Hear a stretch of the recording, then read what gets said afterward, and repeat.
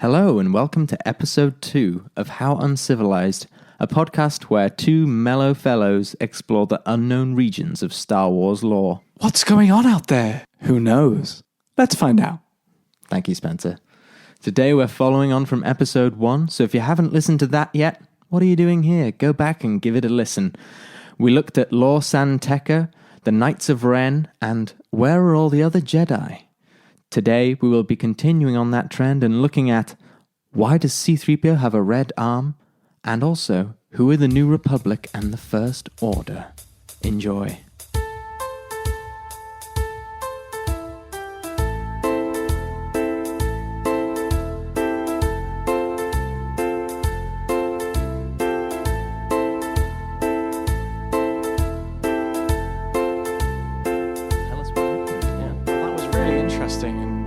Finding out about a couple of Jedi is always a good thing. Yeah. But now I suppose we move on to the next question. And if you've forgotten, it's why does C-3PO now have a red arm? Yeah. Which is a great question. He just rocks up with this red arm, just like, oh, whatever, man. He rocks up with a red arm, and then by the end of the film, it's gone. I mean, it's just so quick. I don't know. But anyway, this question was researched by both me and Charlie. So from what I found out, it was the most depressing story I've ever heard. For me, it wasn't even depressing. It was just boring. Yeah? It was. I mean, yeah. Okay, no, it is depressing. Yeah. I suppose if we found the same information, which I'd be interested to see. Yeah. I actually, because I think it's in a comic somewhere. I saw like that's what I found. Yeah. There's like a C-3PO comic. Yeah, and I saw like the page of the comic, and it's like, reach my arm. It's just, like, if anyone's listening to this podcast and hasn't seen that, just search it up. Yeah. Just search up the comic and that. Look little up how bit. does C-3PO lose his arm? It's just it's so funny. Yeah.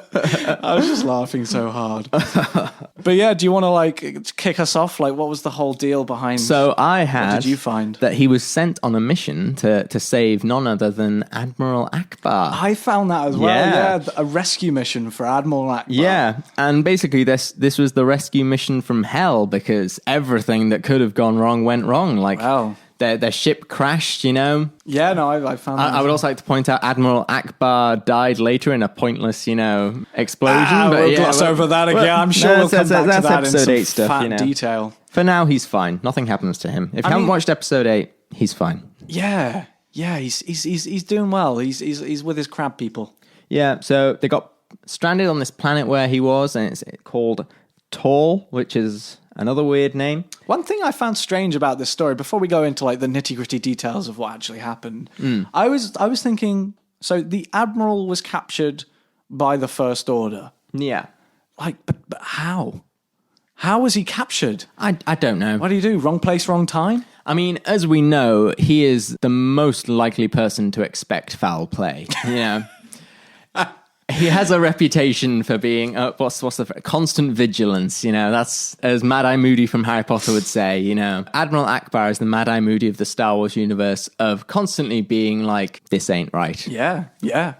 If only there was a phrase commonly used to express that, you weren't particularly comfortable with a situation. Well, if there was, I'd like to put it in wherever I could find a space. Yeah, if it was a fun phrase, you could probably put it in every single thing ever, Yeah. Maybe squeeze it into pop culture somehow, I don't know. Oh, yeah. Could work. Got a good feeling about that. But yeah, so we don't actually find out how. I like to think he was just sort of drunk at a bar and then, just suddenly gets like thrown into the back of a space van and taken all the way up to, I don't know, wherever the First Order is. Yeah. And then, some like, typical kind of time to the chair kind of like, what information do you have? Kind of like mafia style thing. Maybe not as far as like James Bond in Casino Royale, but no.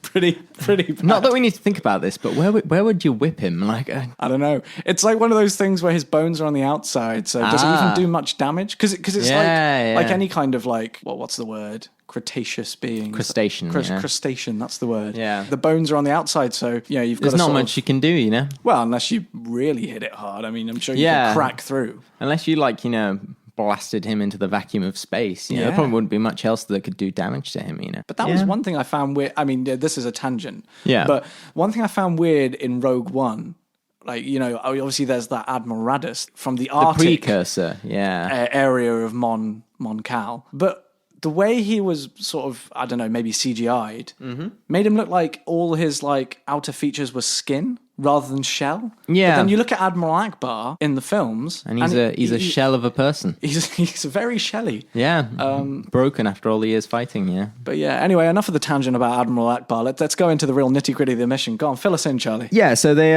in this ship crash, all organic life was killed. So anything that wasn't a droid died on this ship crash, which is great. Wow. So then pays to be a droid. Yeah. So then a bunch of these droids go looking for a kind of an escape ship or like a beacon where they can send a message, and that's located like 87 kilometers away. So it's a bit of a trek. They're going to have a nice little road trip to get to know each other.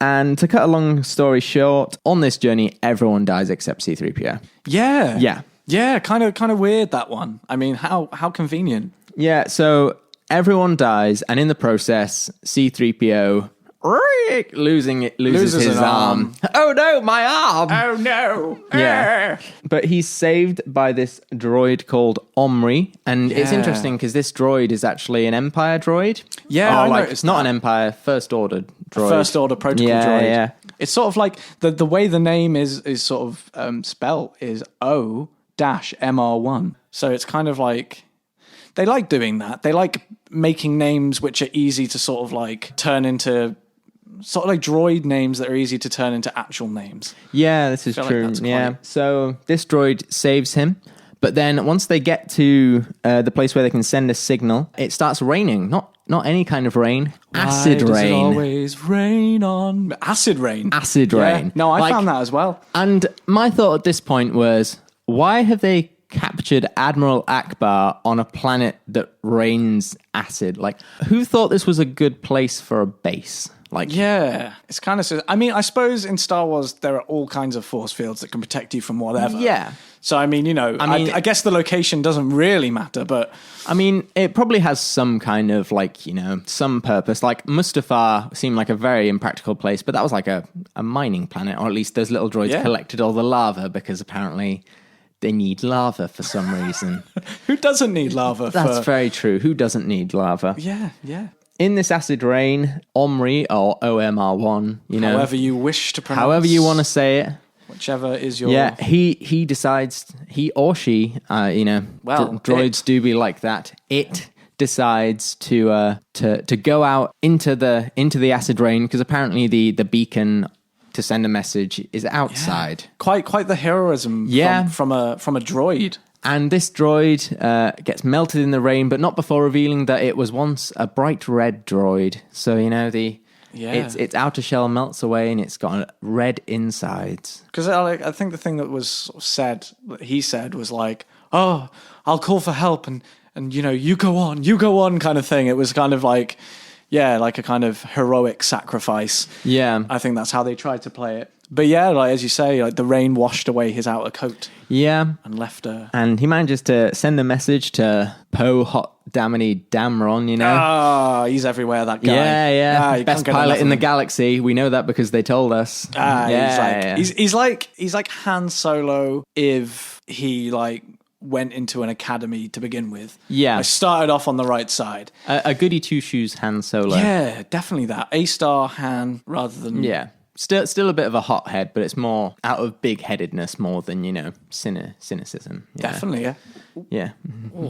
You all right there? Yeah, no, just lent my leg in and got a little twitch. Ooh, but we're okay nice. now, we're okay.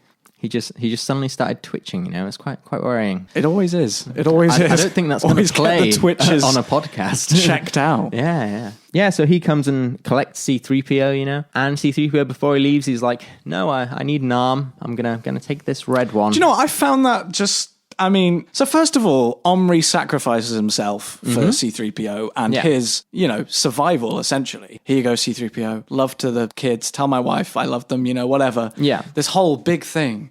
And then obviously the rain washes away his coat. He's red.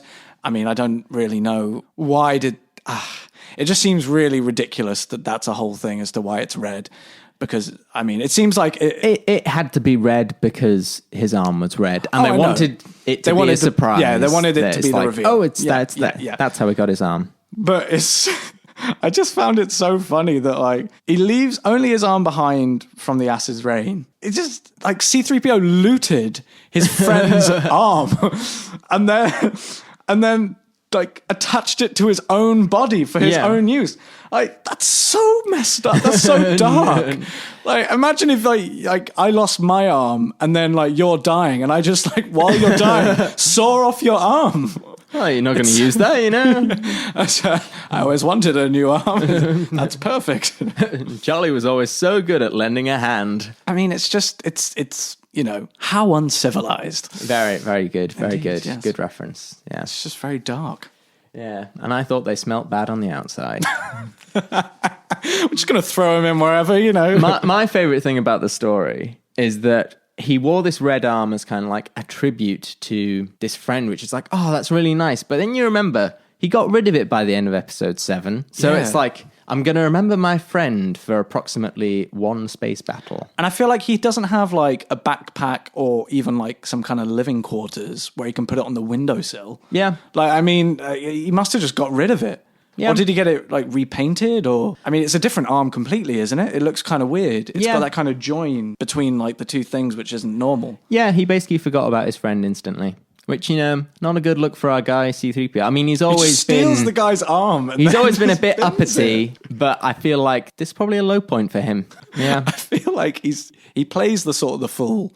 But actually, he's really dark. Yeah. He's a twisted protocol drawer. He's seen a lot. Like, he literally is the character from, what is it, Oral Noughts, you know? Yeah. If you haven't seen Oral Noughts, go watch it. Yeah, check it out. It's absolutely amazing. They do like a sort of a cut version of all the... It's almost like redubbed, isn't it? Yeah, redubbed. It's kind of like short. The bad lip reading, but just so much more stupid. Like, if you think bad lip reading is stupid, this is so much stupider. And my interpretation of C-3PO comes almost exclusively from the Oral Noughts version. Yeah, they do a great job. Watch it. Yeah, go check it out. It's I'm not going to describe amazing. it, just do it, just watch it. Yeah, so that's how C-3PO got his arm. He's an insensitive bastard. Yeah, I mean, screw C-3PO. I mean, he seems, as I say... Hashtag not my C-3PO, you know? Yeah, definitely not. Definitely not mine. Well, anyway, that sort of like ties us up nicely to sort of the end of your list of Those questions. Those are all my questions. I'm sure after Past Charlie is very satisfied. I mean, not satisfied because I had to look them up myself, but at least now we know. Now we know. Now we know. Yeah. Well, we do. And I'm glad we're doing this podcast because I feel like it enables us to sort of look in more detail into these questions and actually sort of forces us to come up with some interesting answers. Absolutely. So, it's a good chance to get into the lore a bit more. Like, I've always been a fan of Star Wars, but I haven't really got into the extended universe that much, really. Well, indeed. Well, thanks for the old list. Oh, yeah. Like, I was just randomly showing this to Spencer and it was like, there we are. That's. I mean, we were sort of mulling over what to do with a podcast. And this came up and I was like, this is the perfect opportunity. Absolutely. You know, yeah, absolute A-list. Yeah. But yeah, so that leads us on nicely to sort of towards the end. So as part of this podcast, because obviously it's very Charlie-centric, you know, revolving around Charlie's list, you know, I wanted to have a little bit of input as well into like some questions that I had or thoughts that I had. He bent my arm for this, to be honest. You know, I didn't quite agree, but here we are, you know. I am the editor, so I can always cut this later. Well, I mean, he says that, but, you know, I mean, when push comes to shove, I think you'll find I have all the creative control. Okay, absolutely. So my questions were pretty simple. It was, who were the New Republic and why were they such wetties? Because, I mean, they were, generally speaking. Yeah, I mean... You wanted to change the wording of that question, but I refused. Yeah, that was kind of like a brainstorming question, but Charlie was like, yeah, let's keep wetties in there. So there you go. You've said it now and it's there forever. It's going to be published. And then the other question was, who were the First Order and how did they form? So, I mean, Charlie was going to sort of talk us through that question and I was going to do a bit of research on who were the New Republic. So, I mean, what I found out about the New Republic are they were founded after the Battle of Endor, as we all sort of anticipated. Mm-hmm. obviously to restore peace and democracy to the galaxy. Yippee. I know. Who doesn't love peace and democracy? It makes for how great did that go? storytelling. Oh, well, I don't want to give too much away, but they fucked up royal. They screwed it. Yeah. But yeah, so if you know the Star Wars trilogies well enough, you'll know that Mon Mothma was kind of the leader of the Alliance, the Rebel Alliance. Mm-hmm. And so, as is the way with democracy. Yeah, the only other woman in the universe. Yeah. So, out of her and Leia. It's a Family Guy Star Wars reference, Another one in there, yeah. Throw it in. But she became the first Chancellor of the New Republic, which I thought, it was obvious. She kind of earned the position, fair play. That was pretty much my go-to choice. Yeah, it made sense, I can't imagine anyone else running the galaxy. Yeah, who else do you think was on the ballot, I don't know, maybe Admiral Akbar is the kind of like the military choice. Yeah, too much of a military leader, though. He really is, yeah. But anyway, so obviously the Chancellor of the New Republic, great new position, but a lot of power comes with it. So I think it's Chandrila, I think that's how you pronounce it, became the new capital of the Republic. So obviously, like, if you know the history of the Republic, you know that the old capital of the Republic was Coruscant. Now, they did use Coruscant for quite a while, just while they were in the sort of the beginning stages of the New Republic. Yeah. Because that's where the Imperial, sort of the main Imperial base was. So they wanted to make a statement, basically stomping on the Imperial base. They were using that. Coruscant, that's where the Jedi Temple was. Everything was connected there. But Mon Mothma decided, Chandrila will be the new capital. Well, I don't know if it was Mon Mothma, but I assume... It was decided, I assume it was the new... In a democratic, debate. Well, you say democratic, but interestingly enough, Chandrila, it was the home world of Mon Mothma. Oh, wow. So she basically moved the Galactic Senate into her back garden. Yeah. I mean, that I just found that hilarious. Like, where should... Chandrila's a great place for the new capital. I got this place just outside my house. I got a great beach house. We could all turn up there. But so I found that was quite funny. I put coincidence? I think not. And so with Mon Mothma leading them and the new Senate being set up, obviously Leia Organa was a senator, and there was this whole... I mean, it's the same thing as the Galactic Republic, same setup. But they decided to go into... They passed a military disarmament act, which basically meant that there was no Republic military, no forces. I mean, obviously they had a smidge to defend themselves with. Yeah. For general peacekeeping purposes, kind of like in Star Trek with, like their ships. They're not meant for battle. Yeah. They're meant for, exploring the universe and whatnot. But I think that left them open to attack. I mean, obviously did if you've watched episode 7. I can confirm it left them open for attack. It's just, I just don't know why you'd do that. No one and also considering a lot of the First Order is made up of the old Empire, and the Death Star blows up. You see loads of there's still loads of Empire ships out there. Yep. So to imply that, we better roll back the defenses. They're still out there. What are you doing? So anyway. We were gonna put up defenses and stuff, but it was the weekend, we just finished the war, Didn't want to put too much effort into it. I just found it ridiculous really that happened. Yeah. But so it just made a pot of tea, just wanted to sit back, Yeah. Exactly. Well, who doesn't like a bit of tea? Apparently, the First Order. But that's a story for another time. Horribly efficient. So they basically decided to take on the mantle of running the galaxy, but then take no responsibility for it. So they stayed neutral like Switzerland when the First Order was rising. And because the First Order thought that the New Republic was working with the Alliance, as we know in episode 7, blew them up. Just blew them up. Blew up all the with a single command. It was let's test out our big blow-up gun thing, and we've won.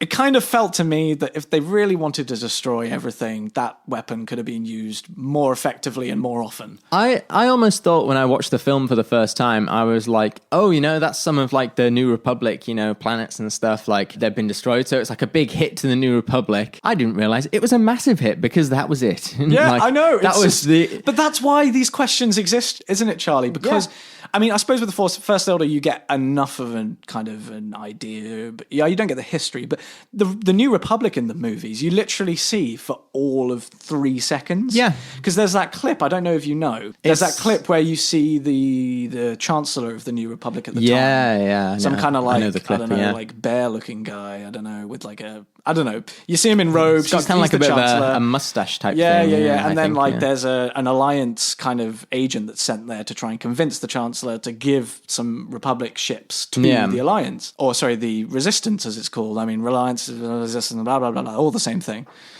But yeah, no, it was just glossed over quite aggressively, like a lot of points, really. So they were just a bunch of massive wetties, weren't they? They were just wetties. Yeah. I mean, they just...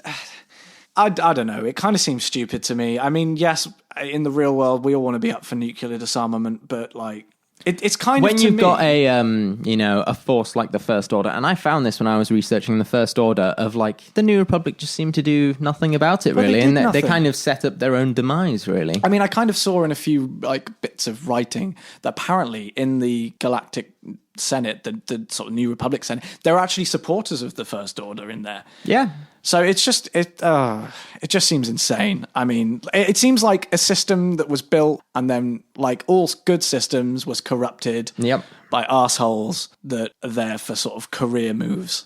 Yeah, so to sum up, there were a bunch of massive wetties. Yeah, we pretty much got that spot on. Yeah, so we were Called right. it. I want you to say it, Spencer. I was right to leave that question I think you were. I think they deserve that title. I think, it sums up their situation entirely. So, Charlie, tell us about the First Order. Where did they come from? Where did they go? Where did they come from? The First Order. Yeah. So, the First Order was established as part of something called the Contingency. And this goes into episode 9 spoilers of because Palpatine was behind everything. He'd set up a bunch of things for him to come back, and the First Order was part of that. So it all started it all continued after the destruction of the second Death Star. And so the Contingency saw that Emperor Palpatine's followers, his most closest allies, they went to a little planet called Jakku, which comes up in later Jakku. And basically he'd made a bunch of things there to kind of set up essentially what happens in episode 9 to like reinstate himself. He was originally going to do that on Jakku, but then there was a big final battle on Jakku. So basically what was the New Republic hunted down the last of the Empire, essentially. Yes, on Jakku, and that was why on Jakku you see all these like big Star Destroyers and stuff, because that was like the last stand. Yeah, again, that kind of fills in a bit of a gap, doesn't it? The Empire. Although that contingency didn't quite work, the contingency or whatever. Time to go to Plan C. Yeah. So after that, the remaining members who were left of his closest allies, they fled to the unknown regions. So there it crops up again, and so there they established like shipyards, laboratories, and storehouses so that they could eventually rebirth the Emperor. They also had a ship which was a super destroyer, which they called the Eclipse, which is a pretty good name for. That's a great name. Yeah, I actually really like that one. That's very cool. Better than Night Buzzard. Oh, Night Buzzard. It's okay. I mean, it's okay. I think it's going for something, but it doesn't really hit the mark, does it? Yeah. So they were firstly established as what's described as a militaristic hermit state. And they called themselves the First Order because it was the First Order of start over again and get it right this time, which is I feel like it's a good mentality to have of like, yeah, we messed up, but we're going to get it right this time. We made a few mistakes and this time we're going to get it right. They did not get it right. I really like the name. It's really corporate. Yeah. It kind of screams like it's it's the kind of name Order. You could imagine Elon Musk inventing. Yeah. Re-energize. Yeah. Redistribute. So they developed a rearmament scheme under the supervision of now Supreme Leader Snoke, whose backstory I'm not going to go into because he's Palpatine. You're like, it's Palpatine. Who cares where he came from? It's Palpatine. I mean, it is kind of like, It's just, an embodiment of him, isn't it, really? So just this guy who Just take it was as clearly Palpatine turned up, and they were all like, yeah, let's follow this guy. Yeah, he invented better technologies, stronger military. The kind of main three of the First Order were Snoke, Hux, who I learned here that his first name is like Armitage or something like that. Yeah, I saw that as well. Because I actually saw that. It was General Armitage Hux, and I was like, who's he? Yeah. Because you don't actually hear his first name at all, ever. No, so it was Snoke, Admiral Hux, and Captain Phasma. Those were like the main three. And it was kind of, the revolutionary idea behind it was that it was Snoke who was Palpatine. He was Palpatine. Yeah. But, it was also these two younger, kind of more aggressive figures, whereas like the Empire was ruled by older people who were kind of more set in their ways. Like these the white middle class. Yeah, these new youths were like energized and stuff, and they were raring to go. Kind of the Ben Shapiro of the Star Wars universe, Down with the kids. Yeah. After they'd established themselves as kind of like a military force, they kind of revealed myself. I revealed myself to the world, and I've never been let out again since. They revealed themselves to the New Republic, and a Cold War started where it was like nothing really happened. Just intelligence gathering, wasn't it? Yeah, there were a couple of small skirmishes and things where they were like gathering intel, getting information, and it just seems crazy to let that grow. Yeah, like the New Republic just ignored these, and like, which was good job. Like, yeah, well they just ignored that. They were like, no, we don't want another war, so they just let it. Like when the First Order was easily beatable, probably they were just like, we'll let them grow until they become a force, which we just couldn't possibly take on. A kind of positive came out of this because that was what caused General Leia Organa to form the Resistance, which was a resistance specifically against the First Order, kind of these two smaller contingencies. So the First Order, they used like several underhand tactics to make their way. They did things like they placed spies, what have I got here? Sabotage and espionage, basically. They used spies. They employed like other military organizations, and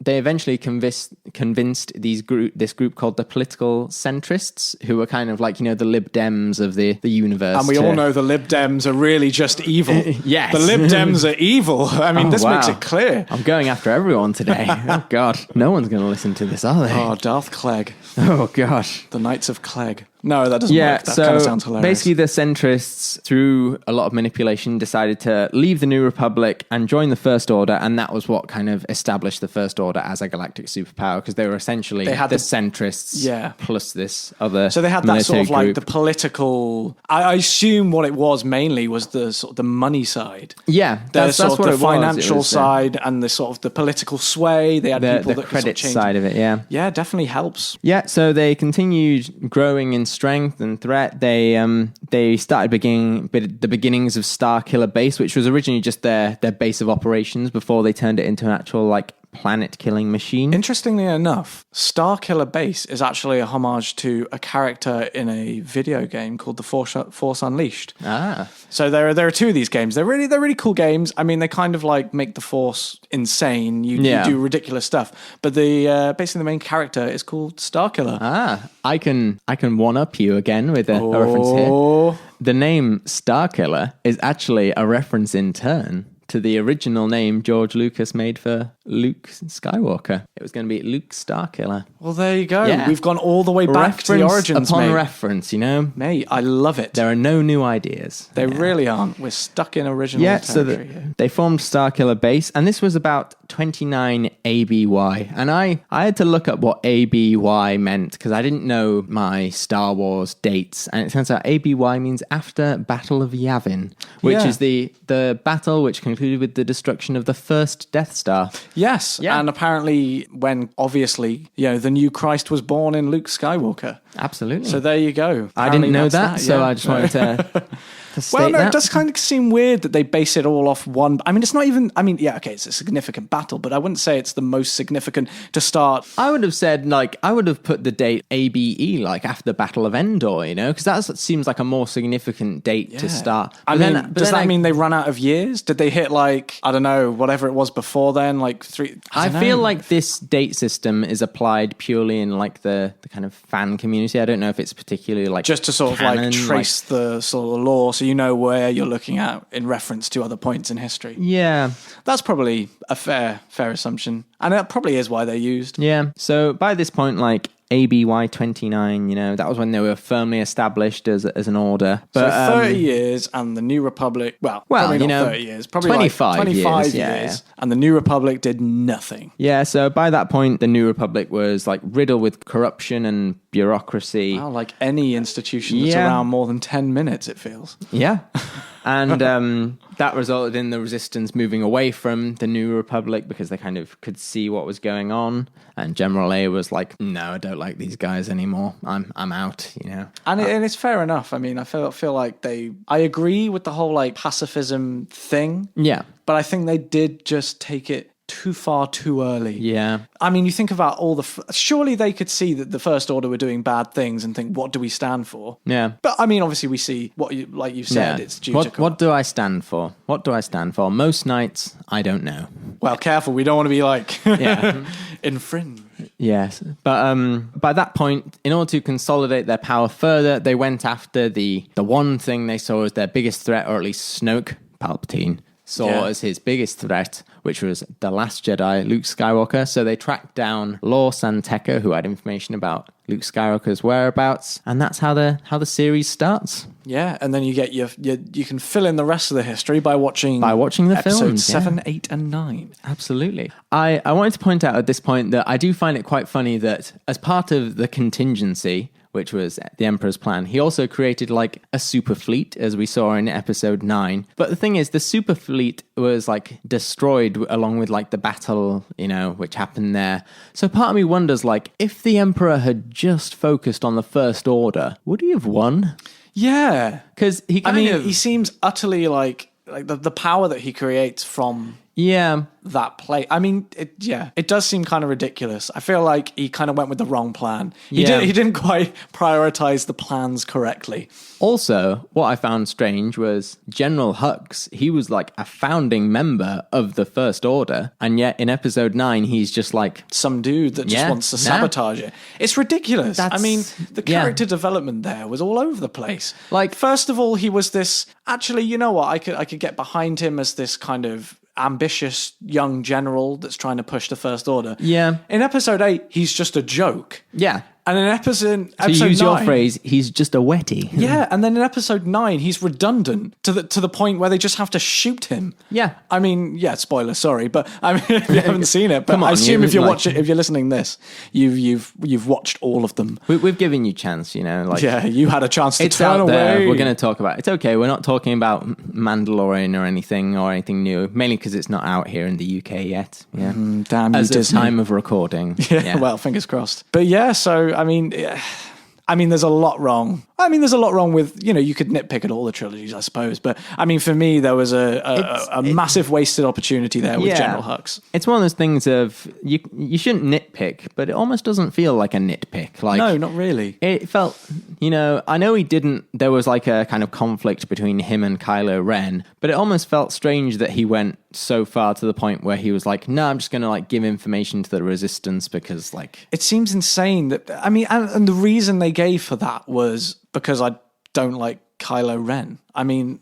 Yeah. How could you get that far and then, I mean, it's all very... I don't know. I'm waiting for the Hux origin film, you know. Oh, my word. I mean, now they've done what they've done to him, a Hux origin film would just be depressing. It's like watching him slowly become obsolete. Yeah. I mean, Episode 9 was just watching in real time, then realize that they cast Richard E. Grant as like a much more... a much better, and he was more fantastic. intimidating. Oh, he was Again, great. he was probably a homage to all like the sort of the lieutenants and captains and admirals of the original trilogy. Richard E. Grant, of course, he's great. Oh, he was outstanding. It kind of reminded me of his performance. Have you ever watched Logan? No, that's the one X-Men film He's in watched. Logan, and yeah, he's kind of a similar kind of baddie character of like, hello, I'm British and I'm bad. Yeah. That tends to be a running theme. I enjoy that. I enjoy that we are basically baddies across the world. But it's good. I mean, I it's always because according to history, we are baddies across the world. Well, that's how I mean. Yeah, to be fair. But I actually find like the baddies in most films have more depth to them. In every film, the baddies are the more interesting characters. Yeah, you can get one-dimensional baddies, and the same way you get one-dimensional heroes. But I just feel like there's more depth. Yeah, Kylo Ren was my favorite character from the new trilogy by far. Like he was just so much more interesting. I mean, they kind of I didn't like where his arc went really, but he was still the most interesting character. I loved like the conflict within him, even though it didn't quite go where I thought it was going to. Yeah, I know. It was a shame. But anyway... Would you look at that? We're out of questions. We're completely out of questions. Well, thank you very much for listening. Anyone out there, if you have listened to Charlie and my podcast... I will be listening to this later, so, I look forward to listening to it. And that's all we can hope for, is that at least we'll get one listener, and it will be Charlie Cornelius Feasby. Yes. Now that we've reached an hour and 20 minutes, I feel like it's time to call it a day. But yeah, as I say, thank you for listening. We've had a really good time, and please join us next time for a bit more of our podcast. Thank you. Thanks for listening to episode 2. If you enjoyed this episode, feel free to subscribe. More episodes of How Uncivilized are coming soon. You can find us on Spotify, YouTube, SoundCloud, and Apple Podcasts. How Uncivilized was created, produced, and edited by Charlie Feasby and Spencer Lawrence.